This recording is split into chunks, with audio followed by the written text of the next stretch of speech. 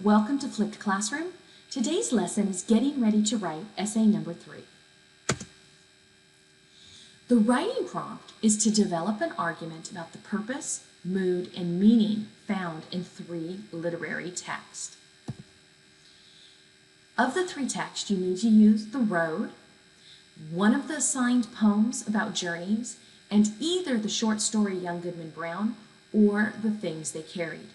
This essay is once again written in MLA 8 format, which includes in-text citations in the Works Cited page. It should be about 1,500 to 1,750 words. And keep in mind, it's not a research paper. You're not looking up what literary critics say about it. You are relying on your own interpretation. The essay will be assessed on the student learning outcomes. I won't go over all of these, but I've highlighted some key words for you to realize what is being assessed. So you should pause the video right now and focus on the highlighted words.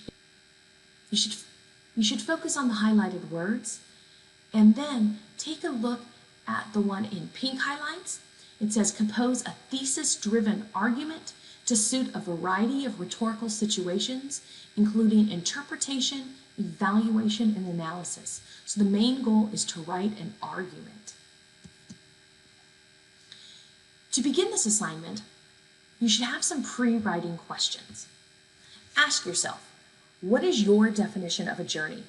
And what are the different types of journeys? In addition to your own definition, think about how the short story writers O'Brien and Hawthorne would answer these questions.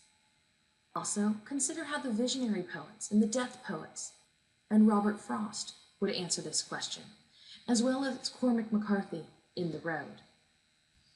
Another pre-writing strategy is to compare and contrast the journeys in literature. Think about, in particular, the purpose, mood, and meaning in each of the text. Being able to answer this question will help you develop your argument. The next step in developing the argument is to review pages 5 through 13 in the textbook, as well as 54 through 66, because it'll give you more details on strategies for arguing about literature. In addition, you should go back and rewatch the Flipped Classroom on inductive and deductive reasoning. Welcome to Flipped Classroom.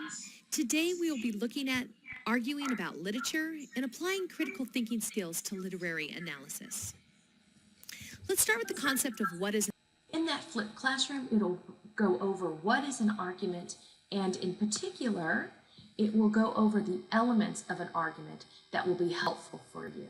As that video, as well as your textbook, will help go over key terms that are essential to this essay, issue, which is the unsettled question, claim, which is the statement that will be proven to be true, evidence, how you support your claim, reasoning, the logical interpretation of the evidence, assumptions, the accepted beliefs not needing evidence, and the literary devices such as plot and setting, conflict, character, theme, repetition, figurative language, and the list goes on and on. Once you've done some of those pre-writing strategies, you can start developing your idea of, you can start asking yourself, what could you argue about journeys in literature, specifically focusing on purpose, mood, and meaning? To do this, you would ask yourself the following questions. Why is the character or speaker in the particular text going on the journey? Is the journey voluntary or involuntary, such as death or an unexpected journey? Does the character know he or she is on a journey at the time it's taking place? What does the character learn about him or herself? What does the characters learn about life? How does the character or speaker feel about the journey during the journey, before the journey, and after the journey? Once you've determined some of the answers to these questions, you can start coming up with your claim. Here are some samples. People learn a great deal about themselves from involuntary journeys, or a journey is a mode of self-healing, where the journey ends, fully embracing life begins, or even your claims do not need to specifically use the word journey, such as fantasizing or dreaming is the path to improvement. So start with your questions and then see what kind of claim you can develop based on those questions. Your next step would be finding evidence from the three texts to support the claim. To outline the essay, one way to do it is to make a 6-paragraph structure.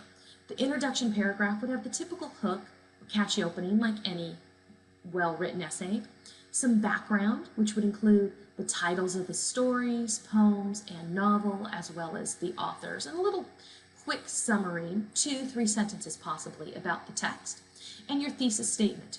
Your thesis statement is your claim, such as the one we developed previously. Then you might want to write an entire paragraph on the road. How does the road support the claim that you're developing? Add quotes, paraphrases, and summaries as evidence, and make sure you're identifying the key literary devices. Next, you might want to write a paragraph on the short story, whether you chose The Things They Carried or Young Goodman Brown, and then a paragraph on the poem, whichever poem or poems that you've chosen to use as evidence of your claim. The next paragraph is optional. You may want to write about a personal journey you have taken that relates somehow to either the textbook, the poem, or the short story, and also supports your claim. And then you'd end with your conclusion paragraph. As a reminder, the conclusion paragraph restates the thesis. You wouldn't want to have any new evidence in your conclusion paragraph. The goal is to demonstrate critical thinking by drawing a conclusion, so you'd want to be making a connection to the real world or explaining some kind of global insight or universal truth, and make sure that it has a sense of closure. So in review, you want to make sure you know the objectives of the essay. Make sure you're answering the prompt. Make sure you're following the student learning objectives. Start with pre-writing strategies. Don't just dive straight into the essay. And ask questions throughout the process, whether you're emailing your professor, your classmates, using the Canvas discussions. You have a team of support here to help you. Thank you for joining me today at Flipped Classroom.